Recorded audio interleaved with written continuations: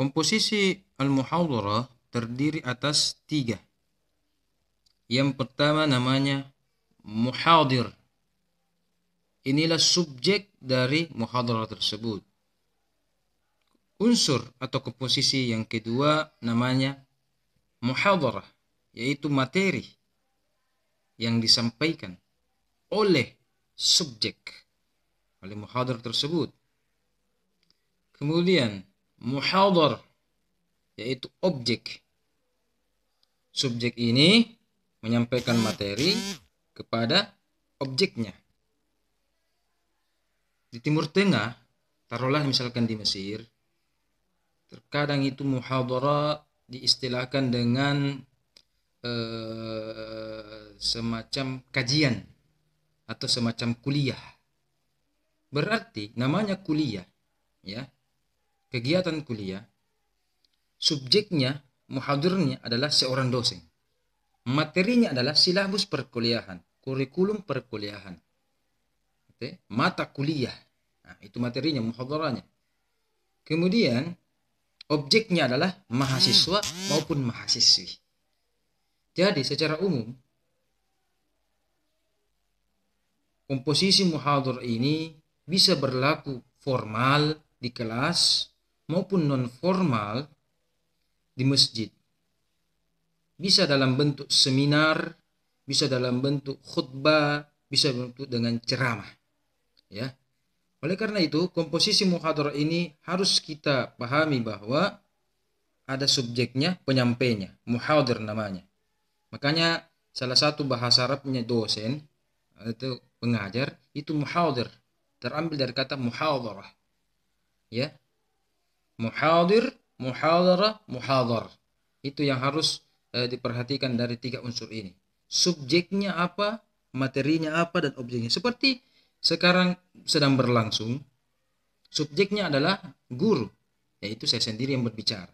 Materi saya ini adalah yang dalam bentuk PDF, dalam bentuk materi yang saya sampaikan ini, materi muhadharah dalam bentuk PDF, bahkan dalam bentuk channel YouTube, dalam bentuk video misalkan. Oke. Objeknya adalah Anda semua, santri-santriku, yang maupun para pendengar, para netizen yang sempat play dan mendengarkan ini. Itu namanya objek. Subjek, materi, dan objek. 3 hal ini dalam komposisi muhadharah sangat penting. Sangat penting. Yang paling penting dari 3-tiganya adalah tentunya subjeknya.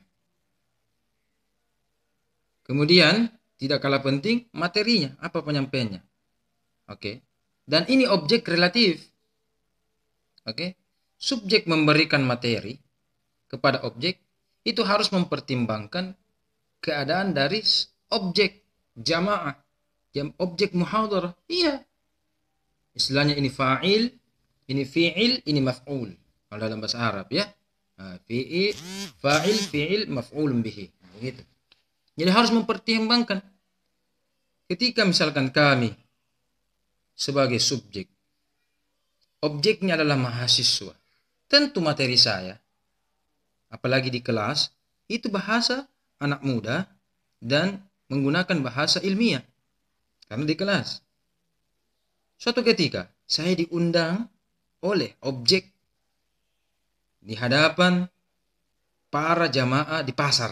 Anggaplah di pasar Panampu, mengadakan khutbah Jumat. Berarti materi saya di hadapan para pedagang, dan kebanyakan di antara mereka adalah lansia dan orang tua, maka saya harus mempertimbangkan, jangan menggunakan bahasa yang sangat ilmiah.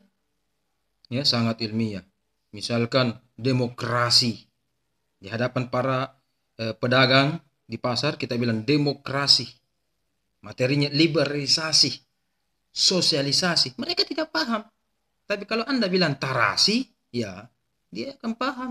Kenapa? Sesuai dengan objeknya. Makanya yang paling penting dalam muhadharah itu adalah melihat objek. Karena dengan melihat objek tersebut, materi bisa berubah. Oke? Boleh saja seorang subjek ketika dia keliling berceramah tarwih, materinya seputar keutamaan apa? Keutamaan fadilah berpuasa. Oke?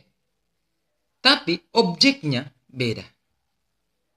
Ketika kita objeknya di hadapan jamaah orang kaya, keutamaan puasa itu kita banyak ambil tentang bagaimana ketika kita puasa perbanyak takjil, yaitu kasih buka puasa, memberi sedekah, mengeluarkan zakat pada waktunya. Nah, itu. Ya. Tapi walaupun materinya tentang fadilah puasa, salah satunya juga adalah misalkan qiyamul lail, di antara keutamaan puasa itu di keutamaan bulan Ramadan ada ibadah-ibadah namanya qiyamul lail, maka di hadapan orang miskin ya kita jangan materinya takjil, memberi buka puasa. Boleh sih kalau sedikit saja porsinya, boleh sekedar disinggung boleh. Kemudian harus memperbanyak sedekah orang miskin ini, perbanyak zakat. Bagaimana cara mengeluarkan zakat kalau orang miskin? Berarti bisa saja keutamaan Ramadan, keutamaan puasa, oke, materi yang sama, tetapi objeknya berbeda. Makanya orang berceramah di masjid kampung berbeda dengan ketika berceramah di masjid raya. Masjid Raya Makassar. Bahkan sama-sama masjid besar, Masjid Raya Makassar dengan Masjid Al-Markas di Makassar, juga sama-sama masjid yang besar di Makassar, itu objeknya beda. Kalau di Masjid Raya, itu kebanyakan dari mereka orang awam, orang masyarakat umum. Dan Masjid Raya itu dekat dengan pasar Terong dan pasar Kalimbu. Materinya harus kita sesuaikan objeknya tadi itu, orang awam dan orang-orang pasar. Berarti bahasanya bahasa sederhana yang mudah dipahami. Sementara berceramah di Masjid Al-Markas, objeknya jamaah Al-Markas, wah di situ kita harus hati-hati. Kenapa? Di Al-Markas itu berdekatan dengan Perdos Unhas. Banyak profesor-profesor, dosen-dosen, doktor-doktor, magister-magister, para cendekiawan, oke, dekat dari rumahnya Al-Markas. Berarti dia sholatnya di Al-Markas. Kemungkinan. Di sisi lain, dekat juga penduduk pasar Terong. Oke, jamaah dari pasar Terong. Yaitu menggunakan bahasa yang sederhana. Berarti kita harus memadukan bagaimana caranya kita memadukan bahasa ilmiah yang dipahami oleh cendekiawan profesor tersebut dengan bahasa yang sederhana di hadapan apa? Para pedagang-pedagang di pasar. Nah, oleh karena itu objeknya sangat penting. Objek ini sangat penting mempengaruhi materi. Tetapi sebagus-bagusnya materi, tentu harusnya seorang subjek ini itu sangat memperhatikan objeknya. Makanya ketika mengajar, kita harus melihat, wah, kelas ini banyak yang tidur. Oh, materinya ini. Kelas ini kalau misalkan iddat baru masuk, oh materinya begini. Oh, kalau aliyah begini. Ya, sehingga di pondok pesantren Al-Imam Asim saja, alma mater tercinta kita ini, oke, ketika mengajar di MTS, metode kami berbeda dengan mengajar di MA. Karena berbeda. Kami ajarkan MTS yang baru-baru tamat SD, ya, masih berijazah SD, dengan yang saya ajarkan MA bahkan di hadapan IPTQI. Karena memang dia istilahnya tanda kutip bosnya santri. Di hadapannya itu berbeda.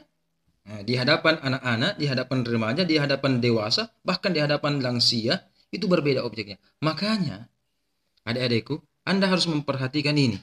Ya, Anda harus belajar subjek, materi, dan objeknya apa. Sama dengan pergaulan sehari-hari. Anda, subjeknya adalah diri Anda sendiri. Kemudian berbicara di hadapan orang tua. Bagaimana materinya? Apakah sama Anda berbicara objeknya di hadapan teman Anda, adik Anda? Itu beda, itu beda.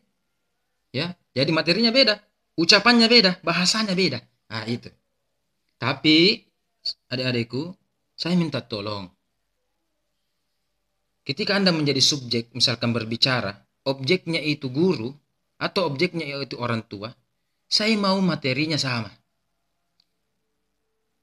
Saya tahu di antara kalian mungkin tanda kutip segan, takut, Malah kepada kalau berhadapan kepada objeknya kepada siapa? Guru, ustaz, ataukah bahkan pimpinan pondok, kepala madrasah, badalnya, musyrifnya, dan lain sebagainya. Tetapi ada di antara kalian mungkin ketika objeknya itu orang tua, dia tanda kutip maaf pandang enteng atau melawan, ya, sehingga ada bahasa dari orang tua. Itu anak saya ketika dia sama gurunya takut, kepada saya itu tidak takut. Padahal orang tua dan guru adalah sama-sama orang tua Anda. Ibu dan bapak kandung Anda adalah orang tua biologis. Sementara guru, ustaz, musyrif, badal, pembina Anda, itu adalah orang tua spiritual atau orang tua ilmu, keilmuan bagi Anda, orang tua ilmiah bagi Anda. Karena disitulah transfer ilmu dan akhlak bagi Anda. Sehingga sama-sama orang tua harus kita hormati dua-duanya. Jadi materinya ini harus juga tetap menggunakan bahasa-bahasa yang bagus. Jangan dibeda-bedakan antara orang tua dengan guru Anda.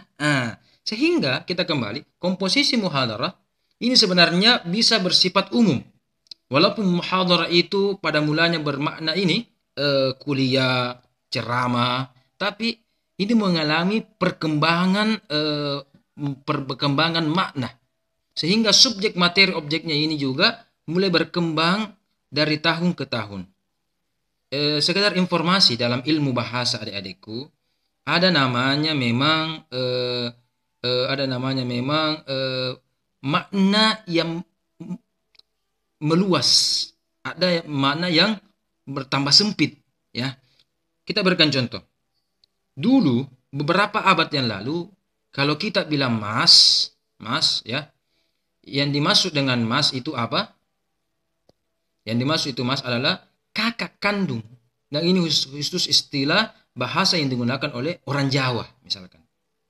Tetapi seiring perkembangannya imigrasi, teknologi dan sebagainya, maka kata mas ini bukan hanya panggilan kepada saudara kandung, tetapi terkadang kepada tukang bakso, tukang siomay, tukang gado-gado dipanggil juga mas. Jadi berkembang, bukan hanya dipanggil saudara mas, tetap juga digunakan ini. Tetapi ketika ada penjual bakso, walaupun misalkan dia orang Bugis, orang Makassar, atau misalkan dia orang Kalimantan, orang Papua, tetapi biasa kita panggil mas, dan sebagainya. Ini namanya bahasa atau sebuah kata terkadang mengalami perluasan makna. Begitu pula muhadarah, walaupun secara umum makna ceramah, khutbah, kajian, tetapi ini dalam sehari-hari bisa kita gunakan. Kita bisa menjadi muhadir, dan ada apa materinya, bagaimana bahasa yang kita gunakan, dan siapa objeknya. Di sisi lain, kita menjadi objek. Orang lain lagi menjadi subjek. Oleh karena itu, 3 serangka ini harus kita tadaburi baik-baik, pertimbangkan baik-baik, hayati baik-baik, dan pahami baik-baik. Karena ini yang mempengaruhi sikap dan akhlak kita sebagai seorang santri. Bukan hanya belajar berceramah, tetapi muhadarah itu adalah belajar bagaimana materi ucapan kita, baik formal di hadapan mimbar, di hadapan podium, publik, umum, maupun bercakap sehari-hari. Ya, sehingga saya minta kepada adik-adikku ini yang kelas 9, berarti Anda adalah seniornya MTS. Seniornya Anda senior dari iddat, senior dari kelas 7 dan senior dari kelas 8. Anda kelas 9 ini adalah yang paling senior di MTS. Di sisi lain masih ada senior Anda, kakak kelas Anda, yaitu kelas 10 MA, IPTQI, bahkan ada juga musyrif dan lain sebagainya. Saya mau Anda, ketika objeknya, Anda ini sebagai kelas 9, ketika objeknya itu misalkan iddat, Anda biasa ucapannya wow, tanda kutip rewa, sombong, borro, dan lain sebagainya. Tetapi di hadapan ustaz, di hadapan pembina, di hadapan IPTQI, di hadapan MA, Anda terkadang tunduk-tunduk, iya, apa dan lain sebagainya. Sebenarnya apa bedanya? Apa bedanya kira-kira? Ya, jangan beda-bedakan. Ya, mungkin bahasanya berbeda, ada bahasa-bahasa kita atau bahasa patako, iya, kenapa kok, kenapa ki, tapi objeknya itu berbeda, tetapi materinya tetap sama. Kenapa? Materinya tetap kita menghargai orang lain. Jangan ketika ada objeknya ini, kelasnya lebih rendah daripada kita, kita berkata, wah, tidak bisa Anda minta tolong sama saya. Tak balik, saya minta tolong sama Anda. Sementara kalau ada yang lebih tua daripada Anda, cepat, cepat. Apalagi badal Anda, musyrik Anda cepat sekali kalau disuruh. Tapi kalau idat yang minta tolong, misalkan Anda, patotoy, tidak, belum tentu. Jadi, tidak ada salahnya yang tua menolong yang muda. Dan yang muda menolong yang tua, tidak ada salahnya. Ya, contoh. Di rumah Anda memiliki pasti orang tua. Ya, oke. Orang tua Anda itu, Anda terkadang, tanda kutip, repotkan atau minta tolong atau ada permintaan bagi Anda. Sebagai orang tua, subjeknya orang tua, objeknya Anda, anaknya yang lebih muda, pasti tanggapannya orang tua Anda, anak saya ini lebih muda daripada saya. Kenapa nasuruh kak beli ini, nasuruh kak sediakan ini dan lain sebagainya. Orang tua adalah bukti terbaik dari muhadarah ini. Ya, walaupun kita lebih muda, tapi kita tetap tolong. Sebaliknya, orang tua kita, ketika objeknya yang lebih tua, misalkan kakaknya orang tua kita, om, tante kita, atau bahkan orang tuanya orang tua kita, atau nenek, kakek kita, itu pasti tolong, pasti menghormati. Jadi, orang tua ini, ketika berhadapan di anaknya yang lebih muda, ia tetap menolong. Ya, orang tua di hadapan memang bapaknya, orang tuanya yang lebih tua juga tetap menolong. Sama dengan hal Anda kelas 9 di hadapan iddat, kalau butuh memang mendesak tetap tolong. Kemudian di hadapan kakak kelas MA misalkan, IPTQ misalkan minta tolong, tetap juga tolong. Jangan di sini MA ditolong, materinya ditolong, kemudian di bawah Anda tidak mau tolong, bahkan sombong dan lain sebagainya. Sehingga komposisi muhadarah ini yang harus Anda penting pahami bahwa ini adalah mengajarkan kita bagaimana berinteraksi di hadapan jamaah umum maupun di hadapan individu-individu. Untuk menutup mata kuliah kita, saya hanya berikan contoh. Ya, ini juga sekaligus yang titik-titik ini saya minta tolong diisi. Ya, misalkan saya berikan contoh tentang komposisi muhadarah ini, kegiatan khutbah Jumat. Subjeknya khutbah Jumat, khatib. Objeknya ya jamaah yang mendengarkan, jamaah Jumat ketika itu. Muhadarahnya ceramah, disampaikan ayatnya, hadisnya dan lain sebagainya. Begitu pula ceramah tarwih. Apa subjeknya ceramah tarwih? Ustaz. Muhadarahnya jamaah. Muhadarahnya apa? Ya, materinya. Begitu pula pembelajaran di kelas. Subjeknya yang mengajar di kelas siapa namanya? Objeknya yang mengadakan pembelajaran di kelas siapa namanya? Tadi sempat disinggung juga sedikit. Kemudian materinya apa namanya? Begitu pula seminar, simposium, webinar, misalkan Zoom. Dan saya berikan 2 tantangan bagi Anda. Kira-kira kegiatan yang lain yang bernuansa muhadarah ini silahkan isi. Ini tugas Anda isi. Kemudian ini juga semua yang titik-titik ini diisi. Dan ini contohnya yang paling pertama. Ya, silakan dikerja. Saya rasa 1 lembar saja ini. Kemudian diperbaiki, ya, diperbaiki dan dihayati apa makna dari pertemuan kita pada hari ini yang insya Allah diberkahi oleh Allah Subhanahu Wa Taala. Demikian, terima kasih Adinda. Semoga Anda paham apa yang kami sampaikan. Assalamualaikum warahmatullahi wabarakatuh.